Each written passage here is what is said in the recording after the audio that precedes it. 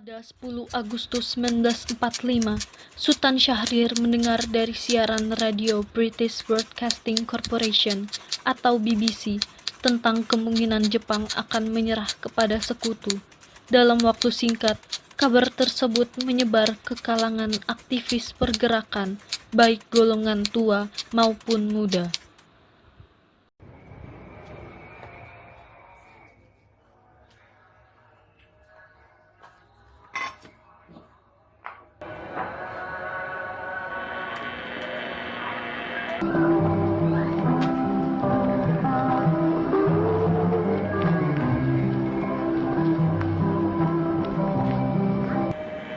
Standing in the little village of Lauenburg, and I'm watching the sight that we'd hoped we'd see for 6 long years.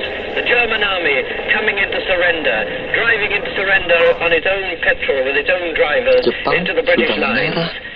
Since 2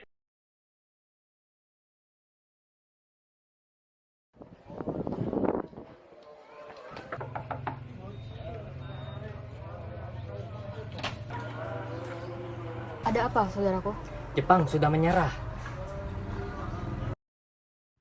Dengan perasaan terkejut, Hairul Saleh mempersilahkan Sultan Syahrir masuk ke dalam rumahnya untuk memberikan penjelasan perihal apa yang dikatakan Sultan Syahrir. Tenang, Bung. Sebenarnya apa maksud dari perkataanmu tadi? Barusan saya mendengarkan berita dari radio bahwa Jepang sudah menyerah kepada sekutu. Benarkah itu, saudaraku? Kalau begitu, kita harus segera mengadakan rapat dengan golongan tua. Baiklah, kita berangkat sekarang. Perihal penting apa yang ingin saudara sekalian sampaikan?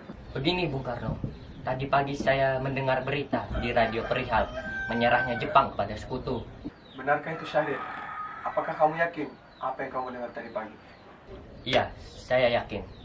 Apa yang saya dengar tadi pagi bukanlah berita palsu. Maka dari itu, Bung, kedatangan kami berdua kemari bermaksud untuk meminta Bung Karno untuk memproklamasikan kemerdekaan secepatnya. Kita jangan langsung percaya berita dari luar.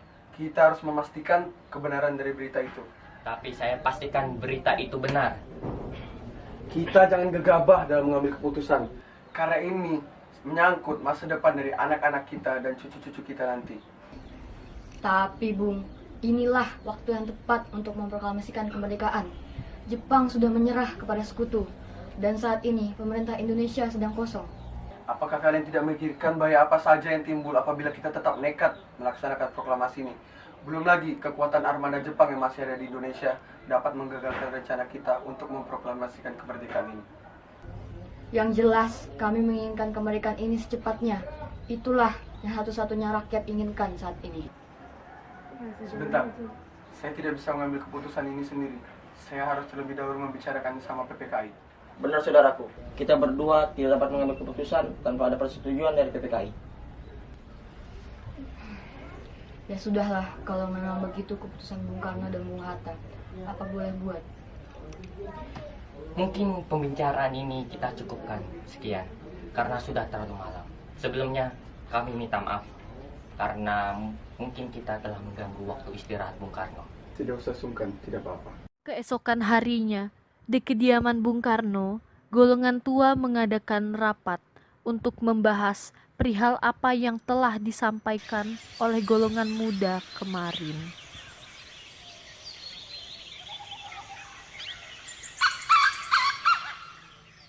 Bagaimana Bung? Golongan muda terus-menerus mendesak kita untuk segera memproklamasikan kemerdekaan. Tenang, Bung Hatta. Jangan sampai kita ceroboh dalam mengambil langkah. Salah-salah, bangsa kita bisa jatuh di tangan sekutu. Saya setuju. Menurut saya, yang menjadi masalah utama sekarang ialah sekutu yang ingin mengambil alih kekuasaan di negeri ini. Bagaimana jika proklamasi kemerdekaan ini kita bahas bersama dalam sidang PPKI tanggal 18 Agustus nanti? Bagaimana, Bung? Baiklah, saya setuju. Lagi pula kita harus bersikap visioner dalam mengambil langkah agar tidak terjadi kekacauan di masa mendatang. Baiklah, Bung. Kami setuju.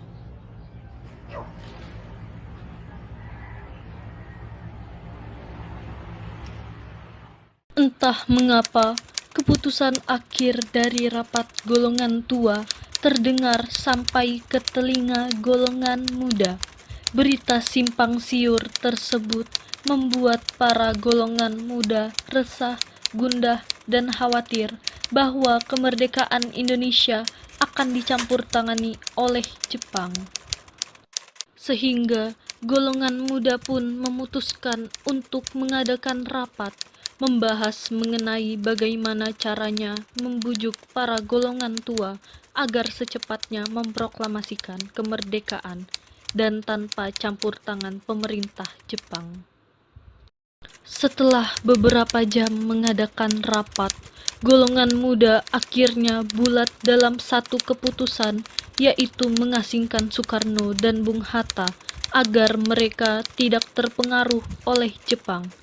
Inilah awal mula peristiwa Rengas Dengklok yang terjadi pada tanggal 16 Agustus 1945 pukul 4 subuh.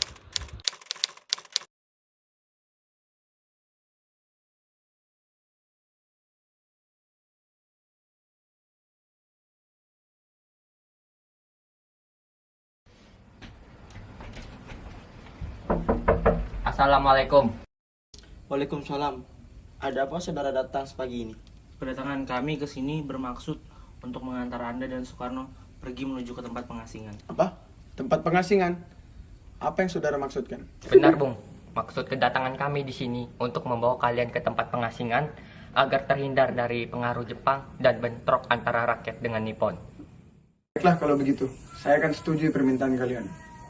Hilangnya Soekarno dan Muhammad Hatta secara misterius pagi itu menimbulkan kepanikan di kalangan pemimpin Jakarta. Dan peristiwa ini baru diketahui oleh Ahmad Subarjo pada pukul 8 pagi.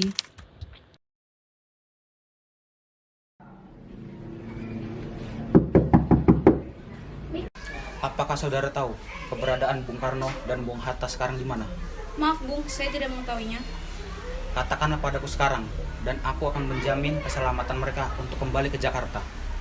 Aku juga akan menjamin bahwa proklamasi kemerdekaan akan diumumkan pada 17 Agustus 1945 selambat-lambatnya sebelum pukul 12 siang. Baiklah, saya akan manggilkan golongan muda terlebih dahulu. Diutuslah anggota PETA untuk mengantarkan Ahmad Subarjo untuk pergi ke Rengas Dengklok. Setelah sampai sana, Ahmad Subarjo menjemput Bung Karno dan Bung Hatta. Selain itu, Ahmad Subarjo berhasil meyakinkan golongan muda untuk tidak terburu-buru dalam memproklamasikan. Pada pukul 23, sampailah rombongan di Jakarta. Lalu mereka langsung menuju ke rumah Laksamana Maida untuk merumuskan naskah proklamasi.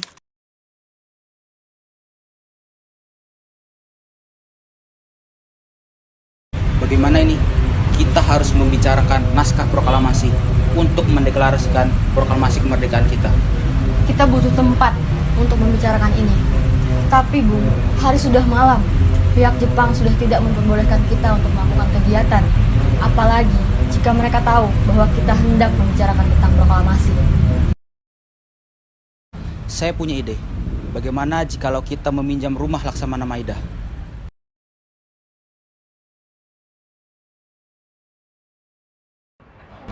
Ada keperluan apa ya datang kemari? Jadi, kedatangan kami ke sini untuk menemui Laksamana Maida. Iya, itu ayah saya. Sebentar saya panggil. Selamat malam. Malam, Bu. Malam. Malam, Bung. Ada apa, Bung? Sebelumnya, mohon maaf dok mengganggu waktu istirahat Tuan. Kedatangan kami ke sini ingin membicarakan rumusan teks proklamasi. Tunggu dulu. Bagaimana mungkin kita akan merumuskan suatu teks proklamasi di rumah Laksamana seorang Jepang? Tenang saudaraku, saya akan menjamin keselamatan kalian selama berada di rumah saya. Baiklah, di mana tempat untuk kita merumuskannya? Silakan di ruang tengah saja. Terima kasih Pak Purwita.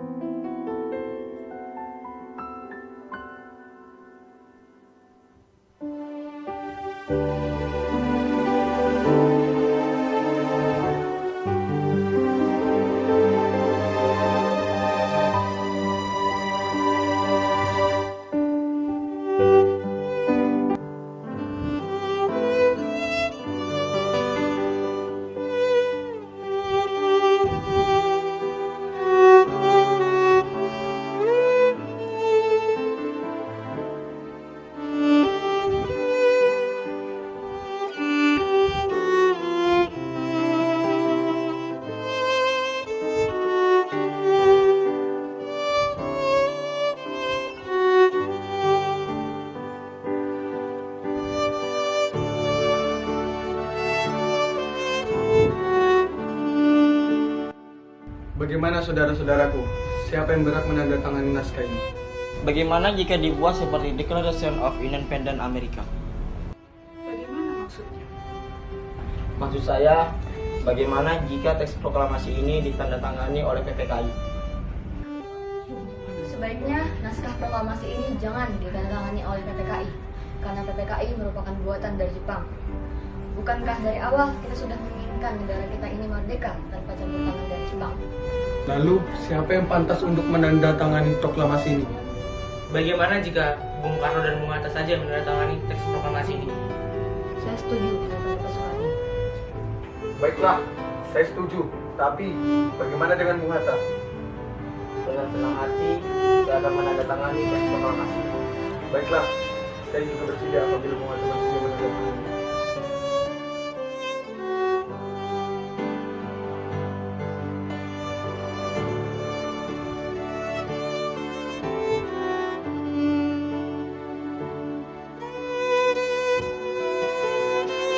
Melik, sanggupkah kamu untuk mengetikkan ulang naskah ini? Tentu saja sanggup, Bung.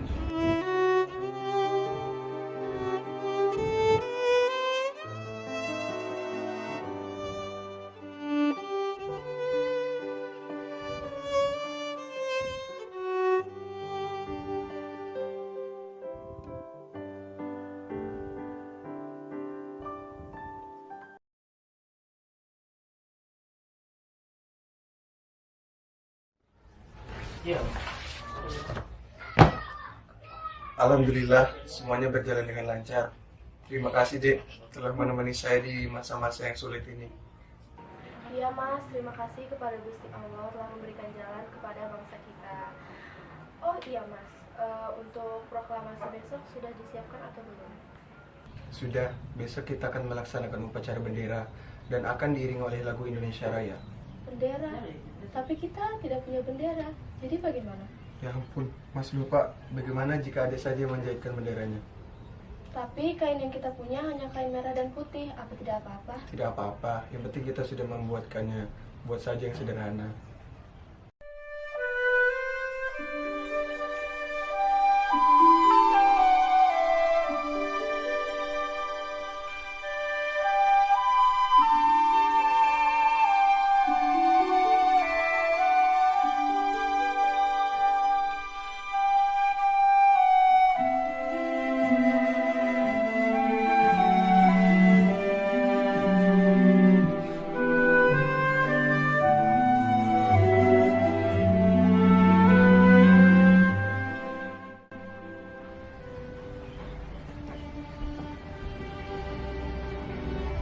Mas, bagaimana jika bendera ini kita namakan Sangsaka Merah Putih?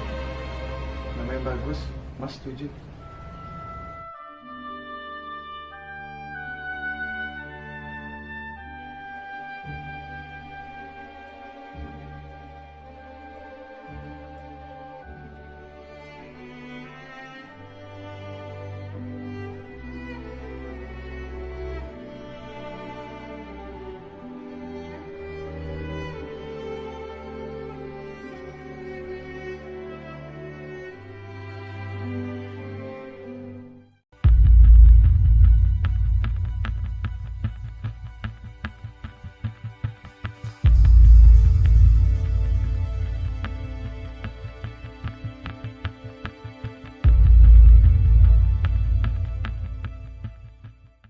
Saudara-saudaraku sekalian, Saya telah meminta saudara-saudara hadir di sini untuk menyaksikan suatu peristiwa penting dalam sejarah bangsa kita. Beratus-ratus tahun kita bangsa Indonesia berjuang untuk kemerdekaan tanah air kita. Sekarang tibalah saatnya kita mengambil nasib bangsa dan tanah air kita dalam tangan kita sendiri. Dengan ini kami menyatakan kebulatan tekad. Dengarkanlah proklamasi ini. Proklamasi. Kami, bangsa Indonesia, dengan ini menyatakan kemerdekaan Indonesia. Hal-hal yang mengenai pemindahan kekuasaan dan lain-lain diselenggarakan dengan cara saksama dan dalam tempo yang sesingkat-singkatnya. Jakarta, 17 Agustus 1945, atas nama bangsa Indonesia, Soekarno, Hatta.